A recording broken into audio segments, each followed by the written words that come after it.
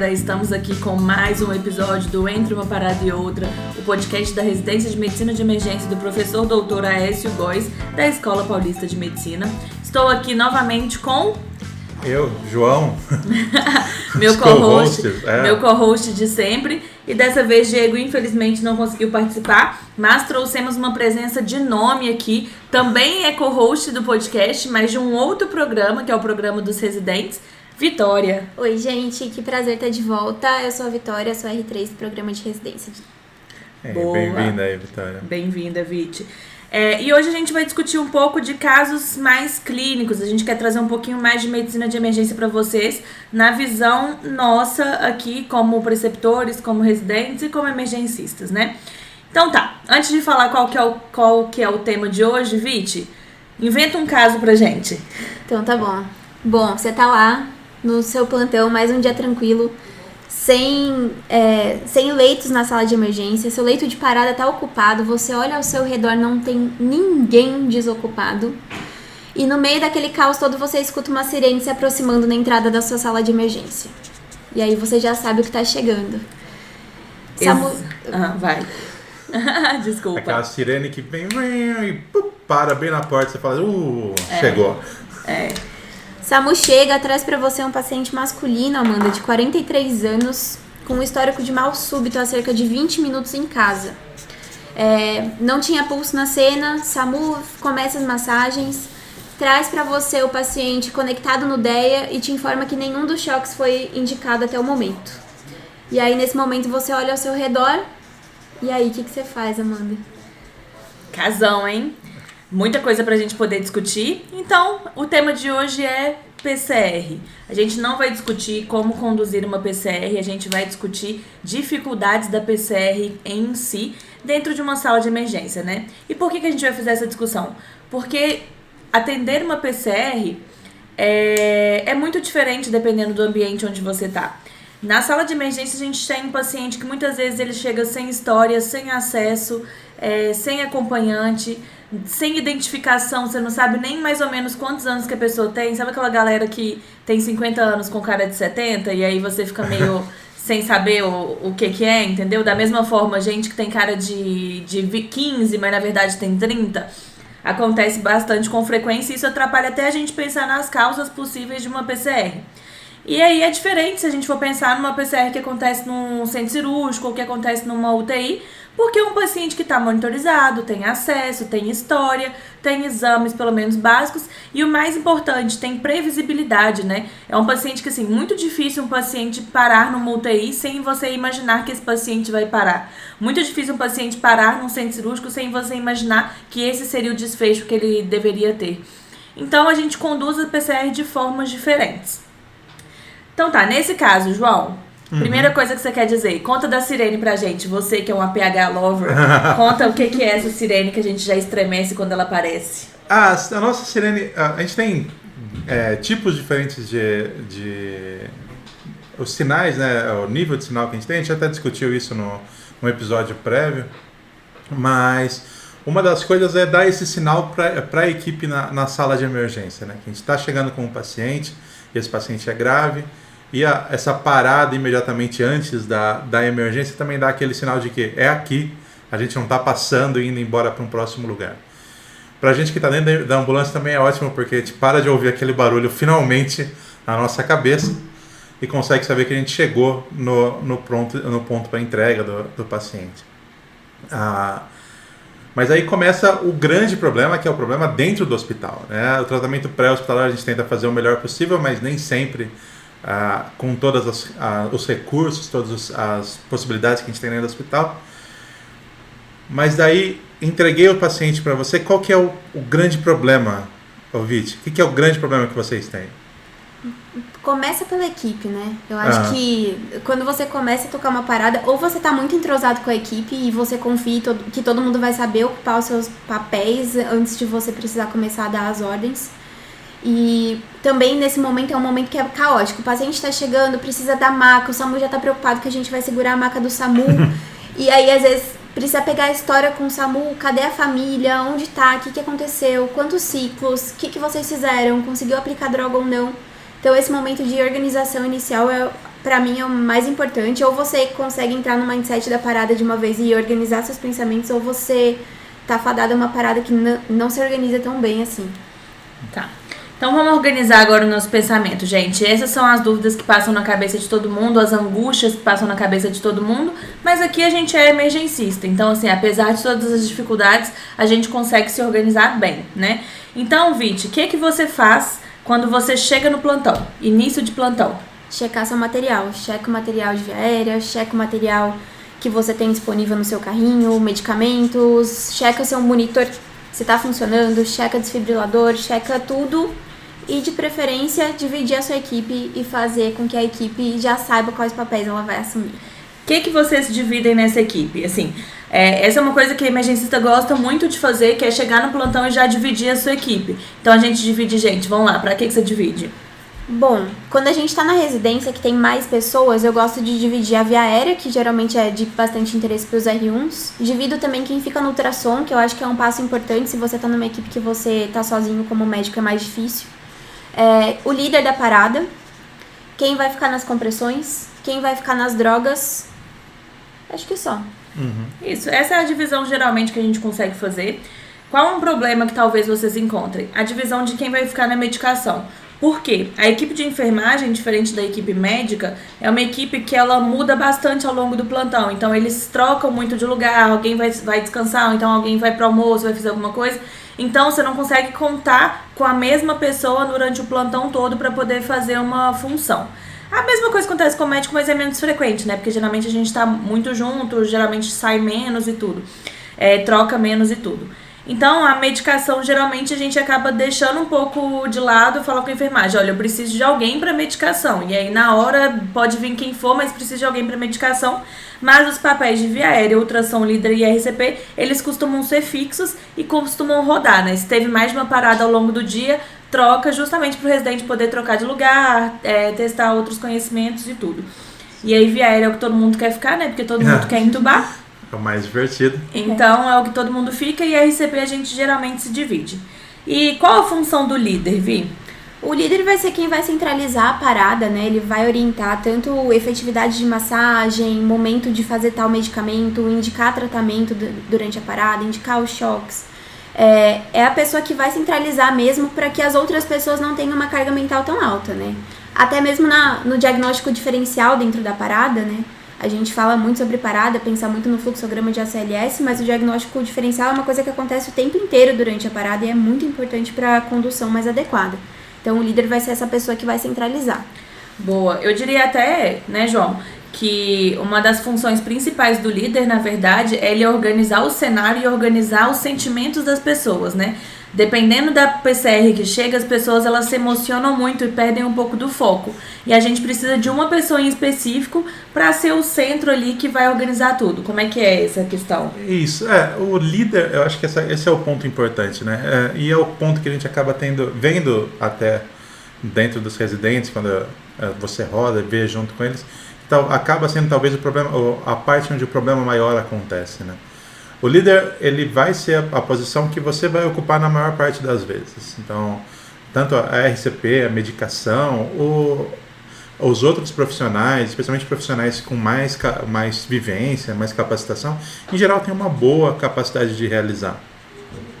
Você pega aquelas equipes mais antigas, o pessoal que já está na emergência há bastante tempo, enfermagem que já tem tempo, em geral você não precisa se preocupar com a medicação, eles vão saber a própria temporalidade, a própria aplicação, eles vão discutir com você, é lógico, tem que passar com você, aquela alça fechada, mas o líder vai ser a posição que você vai ficar mais.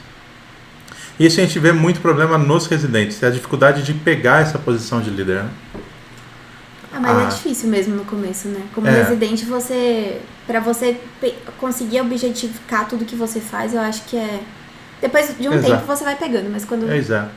É um treinamento, né? Isso. E aí é a parte do treinamento da gente treinar vocês a se ficarem calmos na situação e organizar todo o cenário. Então tá, essas são as divisões, mas faltou uma muito importante que a gente não falou, que é a pessoa que vai coletar a história. Então, geralmente a gente precisa dessas pessoas, de cada uma delas, da via aérea, o líder, da RCP, do ultrassom e da MED, mas é muito importante que tenha uma pessoa que vai coletar a história. Por quê? Na hora da emoção, a gente não se prende muito a detalhes, né? Então a gente vai, principalmente o líder, né? Ele já vai direto para a parte de organizar o paciente para iniciar a RCP, para organizar o cenário e tudo. Mas muitas das vezes, depois que isso tudo já está organizado, o cenário já está rolando, as pessoas já estão fazendo a RCP ali, passou uns 5 minutos pelo menos, você precisa começar a pensar mais ativamente de o que causou essa parada, eu posso fazer alguma coisa nesse meio tempo que vai melhorar o cenário ou não. E muitas vezes você não consegue prestar muita atenção nessa história quando o SAMU chega te contando no início, né? Você tá muita emoção ali envolvida. Então precisa ter alguém central para poder coletar a história e poder revisitar ela durante toda a parada. Então eu costumo muito, né, quando eu atendo uma PCR, pegar a história umas 10 vezes ainda. Eu falo, repete pra mim a história, repete por favor. E aí eu falo, mas tem mais alguma coisa? E tudo.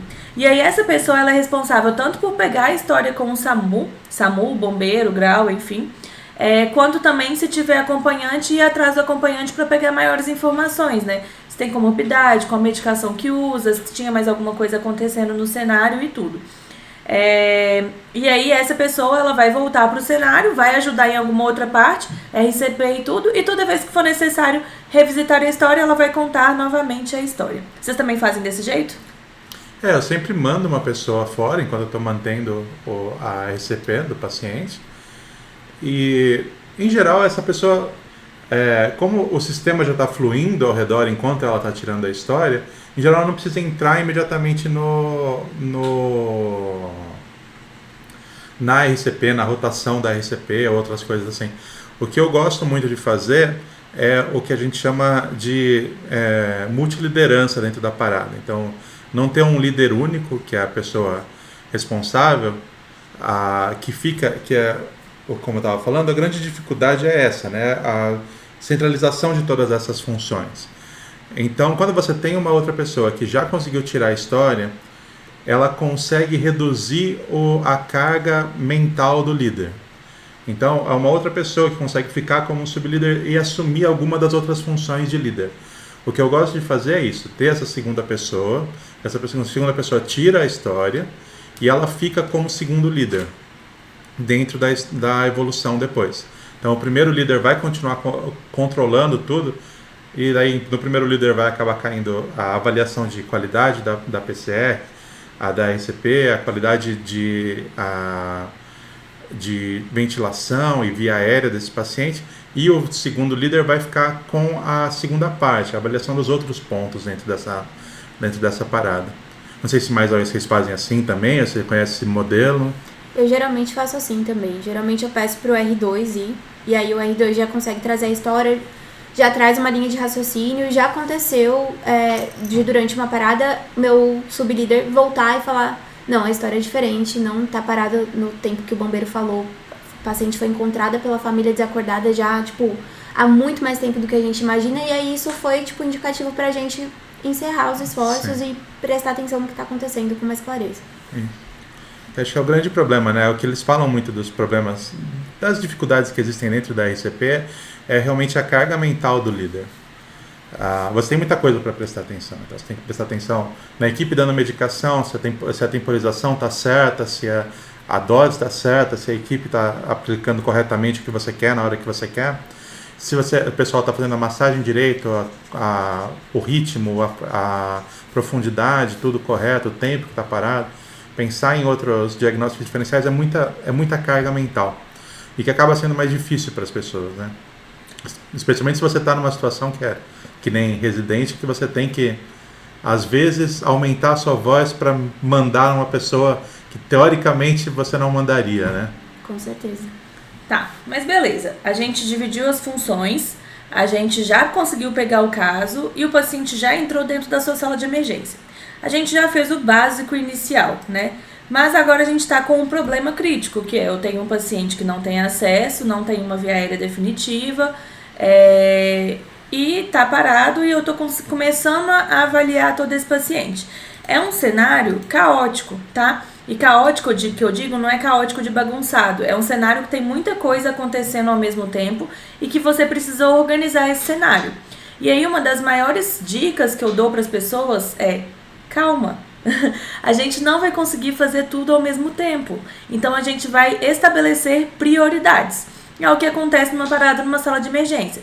Demora pelo menos aí, e assim, eu atendo parada, gente, toda semana praticamente, tá? Vai demorar pelo menos uns 2 ciclos ali de RCP para você realmente ter um cenário que você domina, que você tem tudo organizado direitinho. Às vezes demora um ciclo inteiro para a gente conseguir um acesso venoso nesse paciente, porque muitas vezes a maioria dos lugares, né, se a gente for falar de UPA, hospital secundário, tudo, não vai ter uma intraóssea disponível para a gente poder utilizar. Então o nosso melhor recurso que a gente tem ali é um acesso venoso periférico mesmo. E aí às vezes a gente demora pelo menos um ciclo para conseguir esse acesso.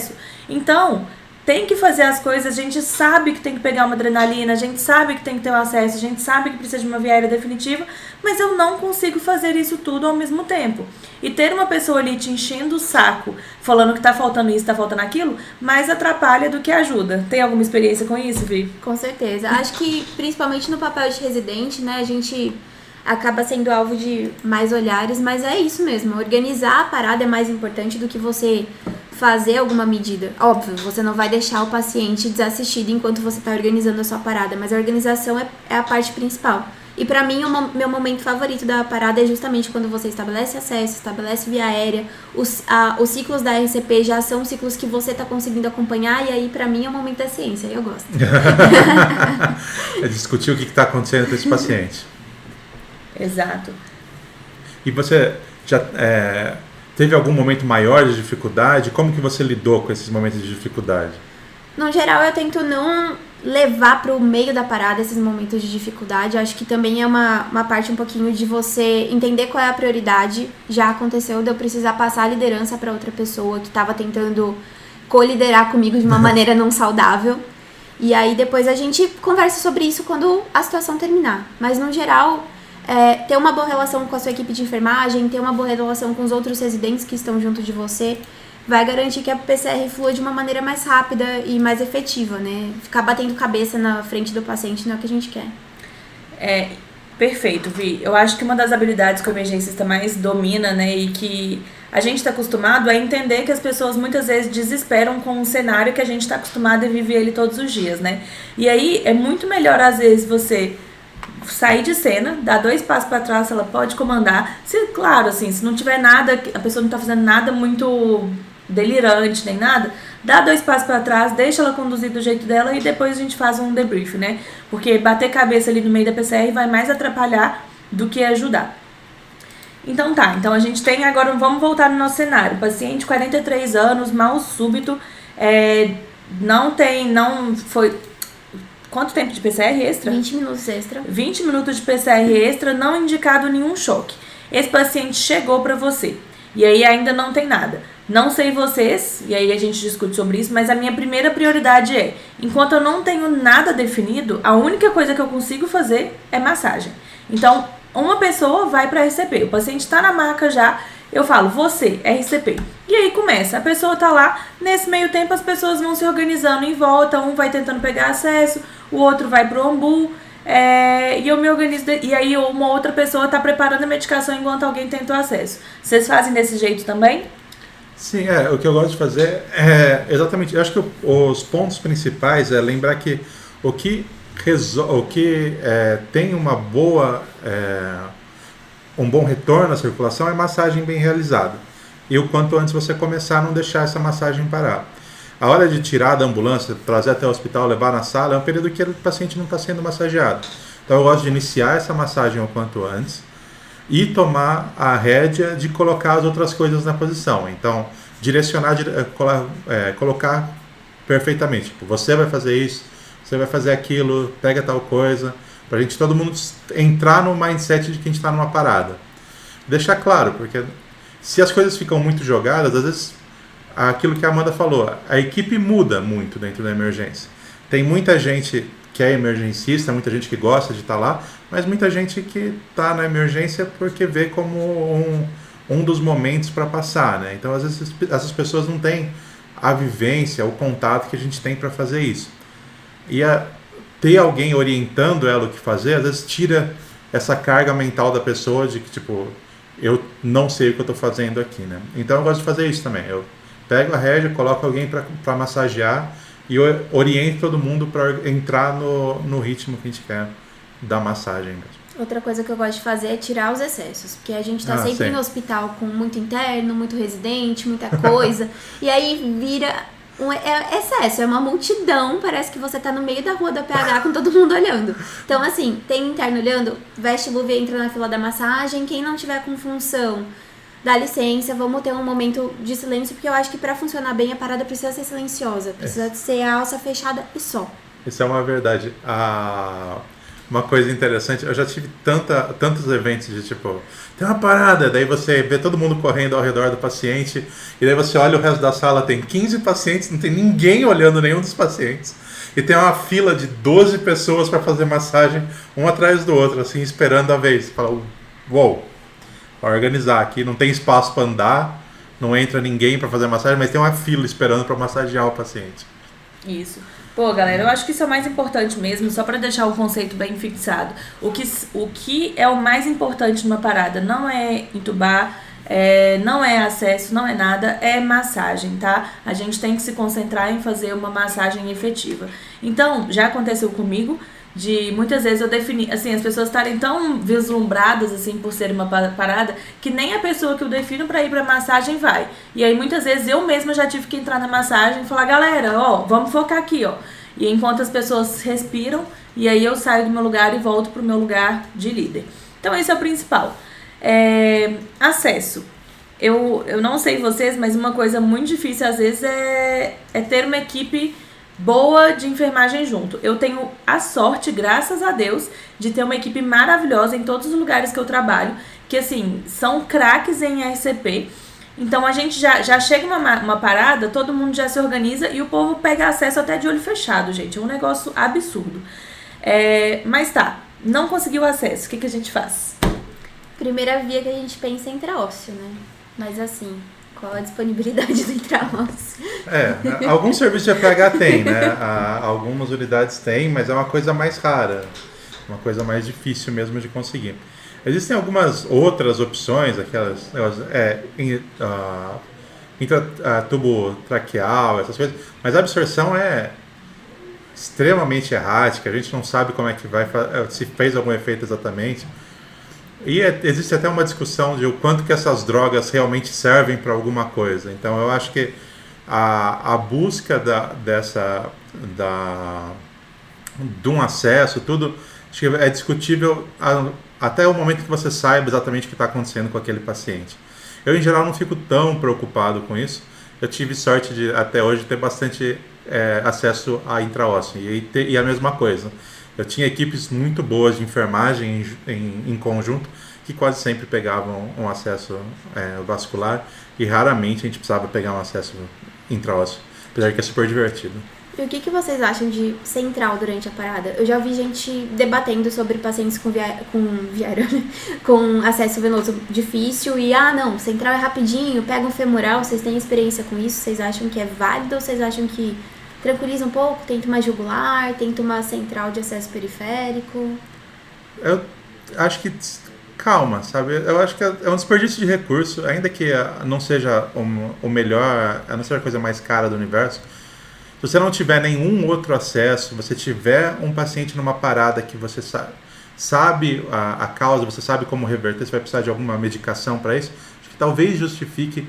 Mas eu já vi muita gente brigando pra, tipo, entuba e passa central. E você fala, tipo, mas pra que você quer um central? Pega um periférico. A gente sabe que funciona tão bem quanto. Você vai pegar um periférico melhor, você não vai estragar um central, perder um sítio de central, porque, assim, o central que você pegar na parada vai ser porco, né? Não vai ser um central bonitinho. Vai ter que retirar o quanto antes desse central. Então, eu não gosto muito. Não sei da Amanda, você tem alguma coisa? Eu já fiz, eu não julgo. Porque depende muito do lugar onde você tá, entendeu? E eu atendo muita PCR, então eu sei que às vezes é muito difícil. Tem paciente que não tem acesso, cara, não tem mesmo, assim. E eu trabalho em um lugar, graças a Deus, que tem intraóssea muito disponível, muito fácil. E aí, eu mesma já sou a primeira. A enfermagem tentou uma vez periférico, não deu, eu já falo intraóssea direto. Porque aí a gente, é uma forma do residente treinar também, óbvio, mas é o melhor recurso que a gente tem, né? Tipo, a literatura mesmo fala que intraóssea é a sua primeira opção. Mas, não tendo a intraóssea disponível, eu acho que às vezes, dependendo da sua experiência, aí vai muito da experiência da equipe, né? De quem tá lá disponível. Você tem experiência em fazer flebo em 1 minuto? Faz uma flebo. Não tem? Você tem experiência de fazer um central muito rápido? Então faz o central sendo que você não tem uma outra via, entendeu? Não acho que é uma medida que tem que ser para todo mundo. Não acho que tem que ser regra. É medida de exceção. Mas se não tem, tá no desespero ali, pô, não vejo problema nenhum. É aquele famoso central sujo que a gente fala, que é sim um central que a gente vai, terminou a parada, eu vou pensar em tirar ele e passar um outro central com técnica asséptica adequada e tudo, mas é o que eu tenho disponível na hora, então eu não julgo mesmo. Já fiz, inclusive. Não, eu já fiz, mas eu não acho que é uma coisa... Eu vejo muita gente correndo pra fazer. Eu não acho que é uma coisa para correr, eu acho que é uma coisa para terceira, quarta opção. No contexto de que tem acesso venoso periférico disponível, eu também não vejo motivo para correr. Mas se você não tem mais nenhuma outra opção, eu sou team central também. Até porque é o que a gente tem disponível na maioria dos lugares. Mas também tem opções de mandracarias que a gente pode fazer, que você pode criar uma intraóssea com uma agulha de aspiração. Não vou falar sobre isso aqui, até porque, né, CCIH vai me matar. Mas as pessoas, às vezes, elas fazem o que podem para poder sobreviver num cenário de guerra, que muitas vezes é emergência. Mas beleza, vamos recapitular. O paciente já chegou, a gente já definiu todas as funções, já tem uma história bem coletada, já temos o líder. E agora, com todas essas opções de acesso venoso periférico, a gente está próximo da parada. Mas uma das coisas que a gente não falou, e a gente não falou porque a gente está muito entretido em tudo, é a primeira coisa antes de tudo, né? Que é a função do líder, que é checar ritmo. Vamos lembrar de checar ritmo, galera? Quer falar um pouquinho sobre isso, Vi? Bom, igual o João falou, eu costumo complementar o primeiro ciclo. Eu massageio antes de checar o ritmo, até porque o paciente já vem no DEA, então você tem uma noção. Nesse caso em específico, se o paciente para na minha frente é diferente, mas nesse caso em específico eu retomo massagem antes da checagem de ritmo. E aí é muito importante porque é o que vai definir seus próximos passos, né? É o que vai ver... Pra mim, ultimamente tem mudado até quantas doses de adrenalina eu faço, que droga que eu vou escolher. E muitas vezes o paciente só precisa de um choque mesmo, é isso que o coração tá precisando. Então, checagem de ritmo é um ponto muito importante pra você conseguir pegar a sua cabeça e levar pros outros setores da parada, né? E junto com checagem de ritmo, ultrassom pra checar pulso. Eu gosto do ultrassom para checar pulso, eu não gosto do pessoal colocando a mão no paciente e tentando checar. As pesquisas mostram que a gente é péssimo para sentir pulso. Eu gosto do ultrassom, para tudo, eu amo ultrassom. Eu tatuaria um ultrassom no meu corpo se eu pudesse. Você pode. Eu posso. Eu vou fazer isso. Mas eu tenho que decidir o ultrassom. Eu sou team contrário, eu acho. Eu checo o ritmo na hora que chega. Então, assim, eu escuto a sirene batendo ali. Eu já vou pra frente do desfibrilador, assim, coloco as minhas 2 pazinhas na mão, já coloco o gel nela. Que na hora que o paciente, eles quebrarem a maca na minha frente, eu já coloco pra poder checar ritmo, né? Primeiro porque eu não confio muito nos DEA. Na verdade, eu confio no DEA, tá, gente? Confio no DEA, pelo amor de Deus. Mas às vezes o cenário tá ruim, a pá não tava muito bem posicionada. Às vezes é uma FV fina também, não sei se o DEA consegue reconhecer muito bem isso. Então eu prefiro eu mesma checar o meu paciente, o ritmo na hora que ele chega na pá. Então já a primeira coisa que eu já faço isso. E aí a gente fica tranquilo, né? Chequei a primeira vez, eu tenho 2 minutos ali pra respirar, pra poder fazer todo o restante. Eu gosto de checar, eu não costumo terminar o ciclo. Eu gosto de mandar o pessoal começar a massagem antes de eu checar. Então eu mando a pessoa começar a massagem e eu pego para checar o ritmo. Que nem sempre, às vezes na chegada, chega rápido, você não consegue, não está ligado ainda, o pessoal fica enrolando, esperando você pegar o ritmo do paciente sem fazer massagem. Então eu mando fazer massagem antes, pego o desfibrilador, já deixo preparado, Assim que ele estiver checando o ritmo, eu checo, mando afastar e checo o ritmo do paciente.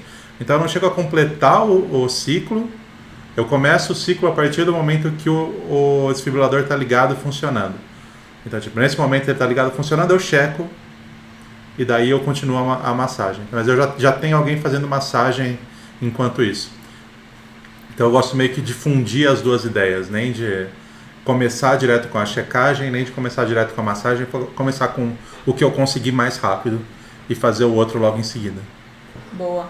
E uma das coisas que eu faço também é nessa hora que eu tô ligando o desfibrilador e tudo, eu já mudo a carga não, eu já mudo o N pra ficar em 2N pelo menos, porque se for uma FV fina eu consigo ver muito melhor.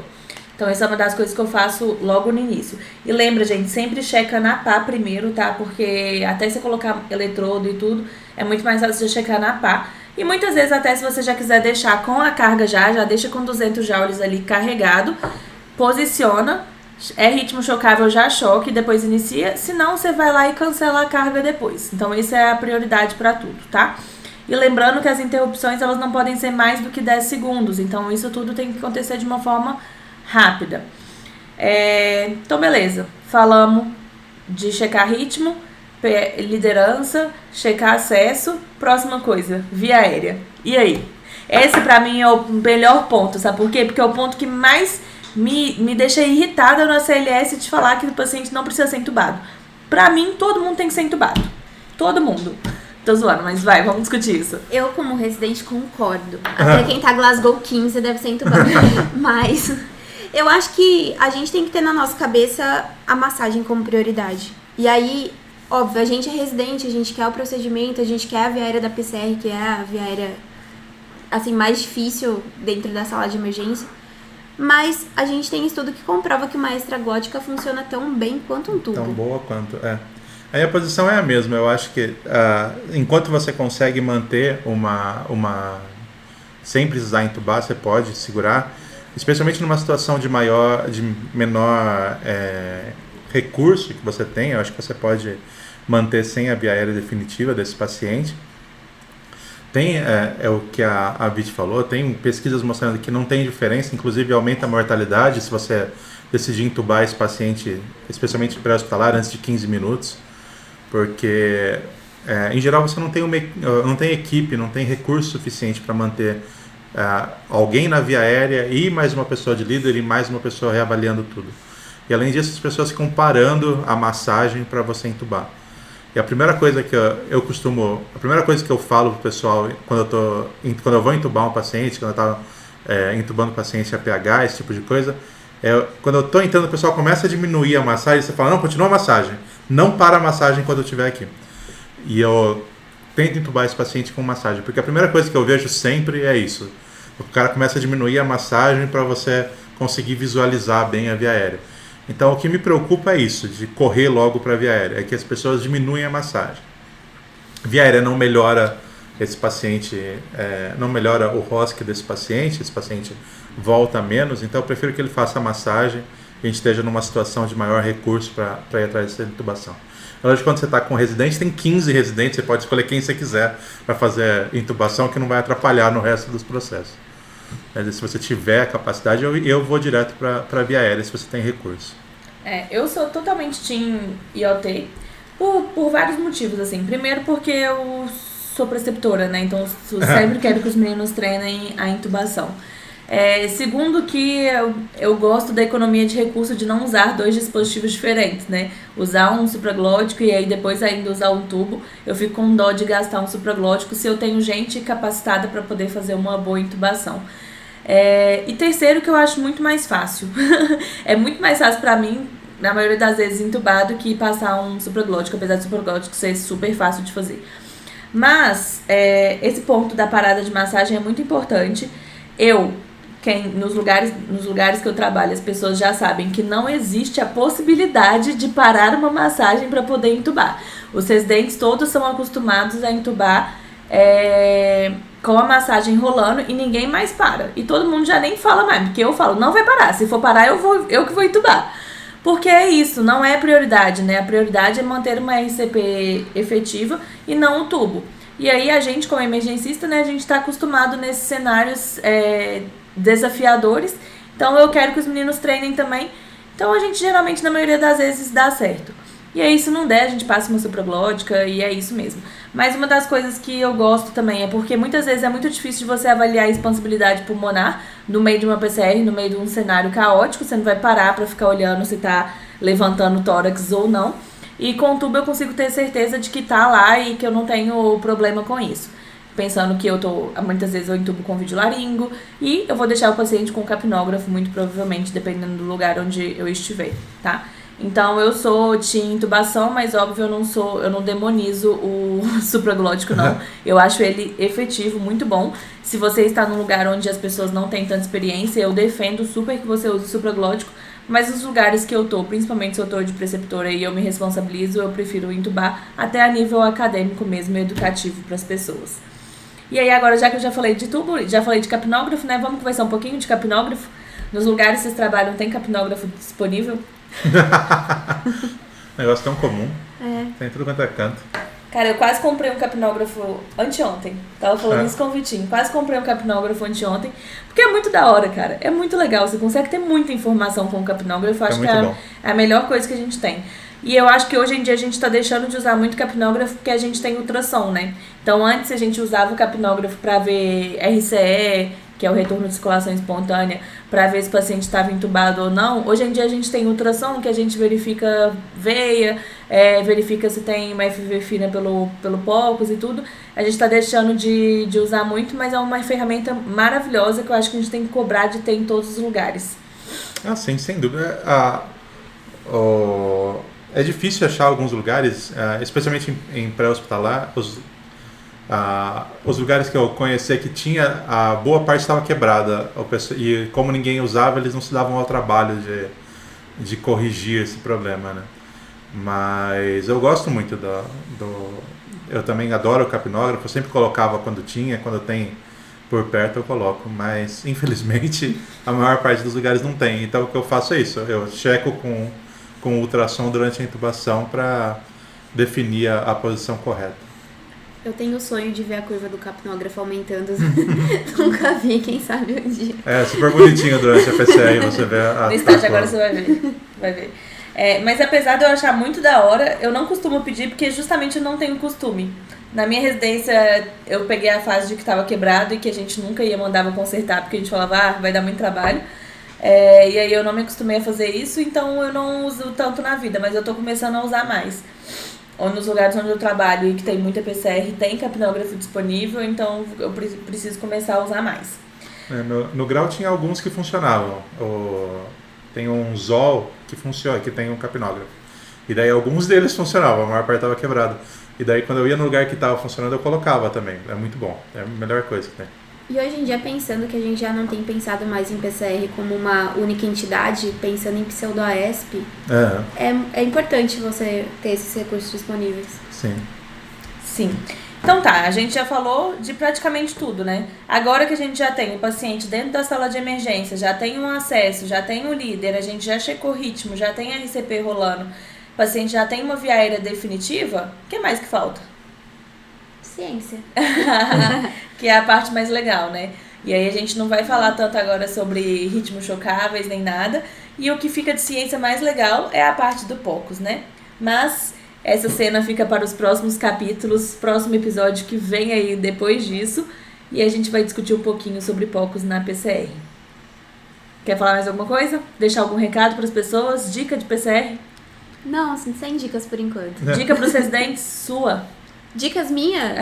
Pro residente que tá sofrendo ali, falando, vai chegar uma PCR, eu não sei como tratar. Como não, a gente sabe, PCR a gente sabe. Eu acho que a melhor coisa, Viti, é aquela simulação mental, sabe? Então, tipo, você chegou no seu plantão, simula mentalmente o que você vai fazer se tiver uma PCR. Com certeza. Chegou um paciente parado agora, chegou um paciente seja uma PCR traumática, uma PCR clínica, o que você faria? Como que você organizaria a sala? Eu acho que isso era uma coisa que funcionava muito para mim quando eu era residente. A gente chegava e fazia essa simulação, era uma simulação oral mesmo, discutindo. como que a gente vai fazer, o que a gente vai fazer, quais são os passos. E daí depois, lógico, de cada PCR você avalia de novo, discute com a equipe, faz aquele debriefing. Não dá muito para fazer pelo nosso sistema um debriefing cold, mas o debriefing hot ali também vale a pena, sabe? E eu acho que esse é o negócio. Faz a sua simulação mental e seu debriefing hot e as coisas melhoram, sabe? Fica mais fácil. E se propor a fazer. Eu acho que às vezes a gente tem muito medo do erro e quer se cobrar fazer uma PCR perfeita. As nossas primeiras PCRs não vão ser perfeitas. Talvez pro resto da vida não vai ser perfeito, mas cada vez que você faz, você faz debriefing, você melhora. A minha dica é que não existe dica melhor do que a experiência, né? É estar presente, é se expor mesmo ao cenário, ver gente que você vai e fala assim, nossa, essa pessoa conduz bem uma PCR, conduzindo, ficar lá, não só ficar em cima igual urubu, mas ajudando também, mas percebendo todo o cenário, como que as pessoas em volta se comportam. Acho que o que mais ajuda é o debriefing no final mesmo, sempre tentar fazer pelo menos uns 5 minutinhos, tentar fazer o debriefing e se expor ao cenário. Beleza, galera? Esse foi mais um episódio do Entre Uma Parada e Outra, o podcast da Residência de Medicina da Escola Paulista de Medicina. E agora a gente falou de parada, né? A gente falou de parada agora. Então, entre uma parada e outra, na próxima parada estamos aqui com vocês.